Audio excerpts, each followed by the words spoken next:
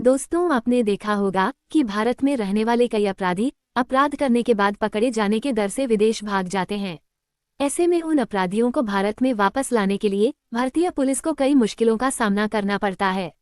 ऐसे में आइए जानते हैं कि इस तरह के मामलों में आखिर उन अपराधियों को कैसे भारत लाया जाता है और आखिर किस देश से किसी अपराधी को सबसे आसानी से भारत लाया जा सकता है। आइए जानते हैं। दोस्तों, किसी दूसरे देश से कोई अपराधी को लाने का सबसे आसान तरीका होता है प्रत्यर्पण। दोस्तों, प्रत्यर्पण का मतलब है कि किसी देश से दूसरे देश को कोई अपराधी सौंपना। जब कोई अपराधी एक देश से दूसरे देश में भाग जाता है और उस पर किसी अपराध का आरोप होता है, तो उस देश की सरकार दूसरे देश से उस अपराधी को वापस मांग सकती है। इस प्रोसेस को ही प्रत्यर्पण कहा जाता है। इसके बाद उस अपराधी को भारतीय कानून के तहत सजा दी जाती है। आइए तो जानते हैं कि भारत किन देशों के साथ प्रत्यर्पण संधि किया हुआ है। दोस्तों, भारत और दूसरे देशों के बीच प्रत्यर्पण संधि होती है, जिसके तहत अपराधियों को एक देश से दूसरे देश में लाने की प्रक्रिया को आसान बनाया जाता है। भारत ने कई देशों के साथ प्रत्यर्पण संधि की हुई है, जिनके तहत अगर कोई व्यक्ति यहाँ अपराध करता है और किसी दूसरे देश में जाकर छिपता है, तो उसे आसानी से भारत भेजा जा सकता है।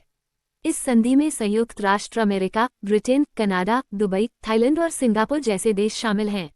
हालांकि प्रत्यर्पण की प्रक्रिया में समय लग सकता है और यह कई कानूनी प्रक्रियाओं पर निर्भर करता है। आइए तो ये भी जान लेते हैं कि किस देश से सबसे आसानी से अपराधी को भारत लाया जा सकता है। दोस्तों, जिन देशों से भारत की मजबूत प्रत्यर्पण संधियां हैं, उनसे किसी भी अपराधी को आसानी से भारत लाया जा सकता है। आइए भारत के साथ जिन देशों ने मजबूत प्रत्यर्पण संधियां की हैं, उनके बारे में जानते हैं। पहला है दुबई। दोस्तों, दुबई एक ऐसा देश है जहां भारतीय अपराधी अक्सर छिपे होते हैं।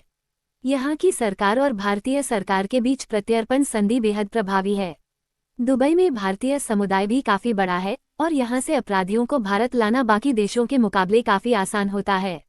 दूसरा है सिंगापुर। दोस्तों, सिंगापुर भी एक ऐसा देश है जहां प्रत्यर्पण प्रक्रिया को काफी सरल और तेजी से लागू किया जाता है।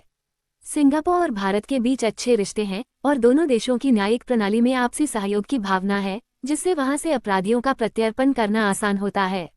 तीसरा है कनाडा। दोस्तों, कनाडा में भी भारतीय अपराधियों का एक बड़ा समूह है। भारत और कनाडा के बीच प्रत्यर्पण संधि के तहत कानूनी प्रक्रियाएं पूरी करने में कम समय लगता है। हालांकि कनाडा में कुछ मामलों में प्रत्यर्पण में देरी हो सकती है, खासकर जब मामला राजनीतिक से जुड़ा हो। चौथा है अमेरिका। दोस्तों, अमेरिका और भारत के बीच भी प्रत्यर्पण संधि है।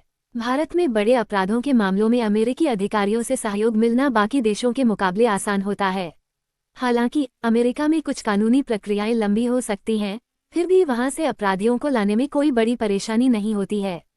जानकारी अच्छी लगी हो तो वीडियो को लाइक और शेयर करना ना भूलें। साथ ही हमारे चैनल को भी सब्सक्राइब करें ताकि आप लोगों को इस तरह की वीडियो मिलती रहे।